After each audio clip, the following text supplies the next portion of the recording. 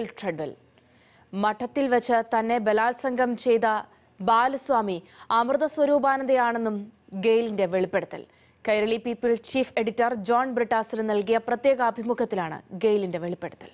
2 പതിറ്റാണ്ടിലധികം മാതാ അമൃതാനന്ദമയിയുടെ പ്രധാന ശിഷ്യയും സന്യാസിനിയുമായിരുന്ന അമൃതപ്രാണ എന്ന ഗെയിൽ ട്രെഡ്വെൽ ഞെട്ടിക്കുന്ന വെളിപ്പെടുത്തലുകളാണ് മാതാ അമൃതാനന്ദമയിക്കും സ്വാമി അമൃതസ്വരൂപാനന്ദയ്ക്കുമെതിരായി നടത്തിയിരിക്കുന്നത്.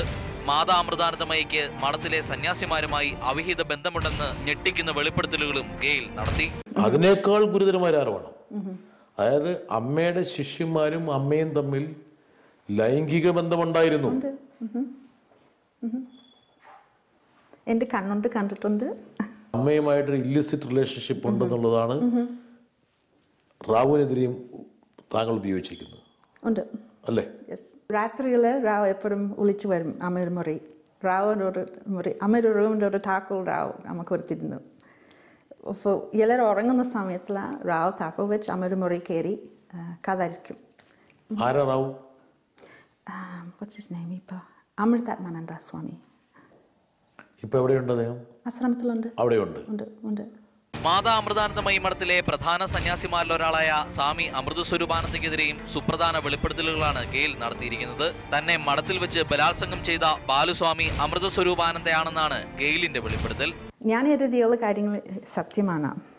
നടന്നില്ലെങ്കിൽ എഴുതേണ്ട ആവശ്യമില്ലായിരുന്നു. For an attack, I did not attack ചെയ്യാൻ ശ്രമിച്ചു, അങ്ങനെ ഞാൻ തോന്നുന്നില്ല. അനുഭവിച്ച കാര്യങ്ങൾ, കണ്ട കാര്യങ്ങൾ, കേട്ട കാര്യങ്ങൾ, എല്ലാം സംഭവിച്ച കാര്യങ്ങൾ ഞാൻ സത്യമായിട്ട് എഴുതിയാണ്. പ്രയാസം അവർക്ക് ഗെയിലിനെ റേപ്പ് ചെയ്തു ബാലു എന്ന്. ബാലു ബാലു സ്വാമി അമൃത സ്വരൂപാനന്ദ. മഠത്തിനെതിരെ മറ്റു ചില ഗുരുതരമായ വെളിപ്പെടുത്തലുകൾ കൂടി ഗെയിൽ നടത്തുന്നുണ്ട്. അഭിമുഖത്തിന്റെ 2ാം ഭാഗത്തിൽ പീപ്പിൾ ഈ വെളിപ്പെടുത്തലുകൾ സംപ്രേഷണം ചെയ്യും. News desk, people TV.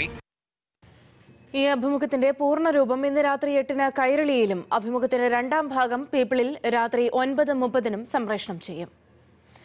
People TV follow up. SBT sweeper നിയമനത്തിൽ കൂടുതൽ ക്രമക്കേടുകൾ കണ്ടെത്തി.